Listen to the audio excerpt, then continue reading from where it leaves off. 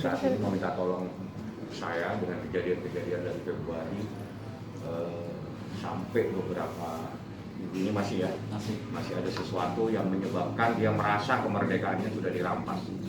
Jadi ada kejadian Februari, nanti dia akan cerita semua, saya biar mereka yang bersangkutan cerita. Yang jelas hari ini kami tadi ke Komnas HAM.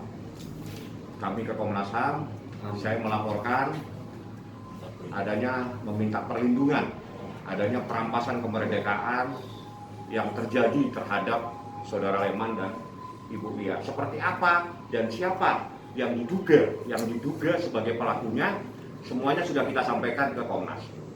Seperti itu, terus istrinya juga tahu, istrinya Leman, semua pada tahu. Sebetulnya selama ini dibiarkan, tapi sepertinya tidak selesai sejak Februari, betul ya.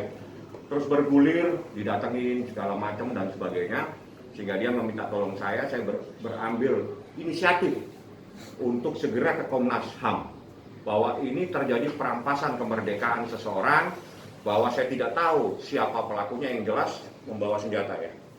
Ada membawa senjata laras panjang, saya nggak tahu itu apa, mainan apa saya nggak tahu. Biar itu diproses oleh Komnas HAM. Nah, sebetulnya pada Februari pernah kirim surat ke Kapolri ya. Pernah meminta perlindungan ke Kapolri tapi tidak mendapatkan tanggapan. Jadi sekaligus saya mohon bantuan rekan-rekan dipantau masalah ini, karena mereka ini adalah orang-orang kecil yang sebetulnya hanya mencari nafkah untuk hidupnya, tapi sekarang merasa terampas kemerdekaannya, nggak bisa hidup tenang atas perbuatan oknum-oknum tertentu. Siapa oknumnya, nama-namanya ada di Komnas HAM. Saya tidak akan sebut siapa namanya. Nah, bagaimana kejadiannya biar satu persatu. Lia dulu apa Leman dulu? Bagaimana? Biar Lia dulu yang cerita. Bagaimana cerita awalnya kau? Cerita awalnya yang saya ketahuan merekam, dan pokoknya saya ketahuan, pasti pada tahu. Saya ketahuan, ya disuruh keluarga bos saya, Pak Aska, semua pada tahu Pak Aska siapa.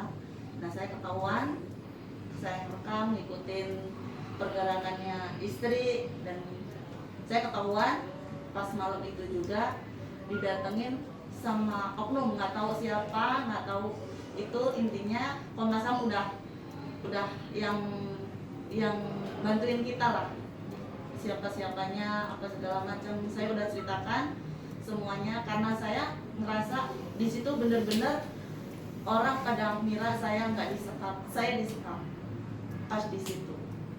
Kalau masalah dipukul, saya tahu dengan mata saya Pak Leman dipukul, mau dicolok matanya, saya dijambak, dilempar piring, semuanya itu benar.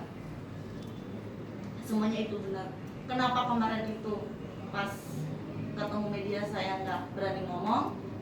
Karena di situ saya di bawah tekanan sebenarnya, takut ancaman sama oknum dan orang-orang itu. Saya takut, bener-bener takut. Kenapa baru sekarang saya berani?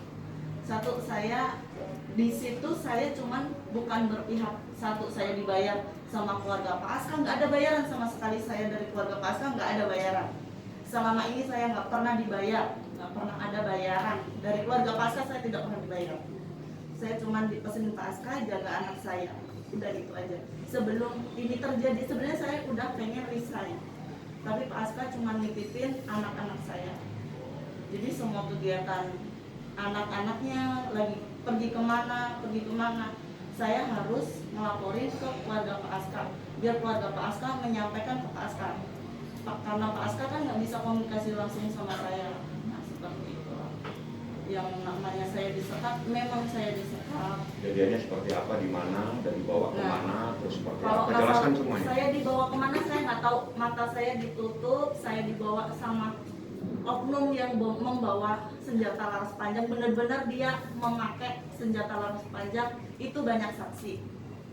Siapa aja saksinya, siapa yang bawa saya, siapa yang melakukan, semuanya ada di Komnas HAM. Saya menceritakan semuanya karena saya udah sudah capek kok saya sampai segitunya. Saya orang kecil kok saya seperti itu, seperti teroris yang udah yang udahlah pokoknya seperti teroris aja, kita dibawa disekap entah kemana. Kalau ditanya saya dibawa kemana sama Pak Leman, saya tidak tahu karena mata saya benar-benar ditutup. Semua orang yang bawa saya ditodong, yang namanya Pak Leman ditendang itu di mata saya, depan saya, benar-benar di depan saya. Pak Leman ditendang sininya sampai sesek nggak bisa nafas. Itu semuanya saya lihat. Dan siapa yang undang? Komnas HAM. Udah saya ceritakan ke Komnas HAM. Permasalahan yang sebenarnya apa sih Pak di rumah tangga itu Pak? Kami nggak masuk ya, konflik rumah tangga kita nggak masuk. Mereka ini adalah supir dan ini adalah suster. Tapi tiba-tiba mereka keseret dengan persoalan ini, bukan kalau tapi mereka dibawa. Tadi ceritanya dia sempat didatengin orang yang bawa senjata laras panjang, dibawa ke sana berapa hari apa? Sehari saya dibawa jam 8 dan saya baru bisa melihat suasana luar itu udah pagi. Saya tidak tahu itu di mana. Terakhir saya dibawa ke Senopati. Itu baru saya makan jam 10 jam 11 ya. Dari jam 8. Itu Mbak kenapa kok bisa dibawa? Ya karena saya ketahuan merekam sama Bu Lindi kan. Itu merekam apa? Pembicaraan keluarga. Keluarga pembicaranya ada pembicaraan apa sih? Ada yang usia banget atau gimana? Ya ada, cuma dia mau Jangan keluarga aja Pak. Alasan merekam apa sih? Kan saya mengikuti